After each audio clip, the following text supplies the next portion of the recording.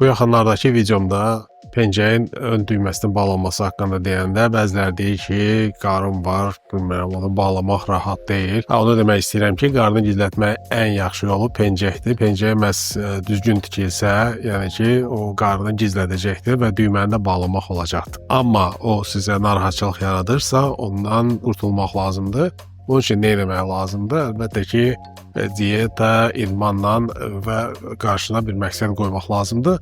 Bunun psixosomatik tərəfi də var. Onun isə psixoloqa müraciət etmək lazımdır. Mən demək istəyirəm ki, məsələn 10 il bundan öncə müəyyən ağır qəza keçirmişdim. Ondan sonra əməliyyatlar oldu və antidepressant qəbul etmək məcburiyyətində qaldım və onun nəticəsində çəkim 15 kilo artmışdı və təsəvvür edin ki, çox narahatçılıq yaradırdı mənə və ondan sonra nə etdim? Mən qarşıma məqsəd qoydum və çox sərt diyetə oturdum və idmanla məşğul olmağa davam etdim.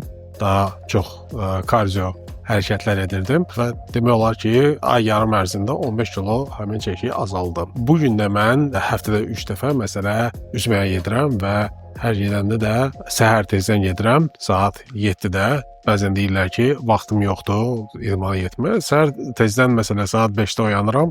Saat 7-də artıq hovuzdayam və ondan sonra orada üzəndən sonra 1 saat yarım, 2 saat vaxt gedir. Ondan sonra isə digər işlərimi davam etdirməyəcəm. Özümü çox gümrah hiss edirəm və daha yaxşı formada qalmağa kömək edir. Bəs siz artıq çəkidən əziyyət çəkirsiniz və əziyyət çəkirsinizsə onu necə problemi həll edirsiniz?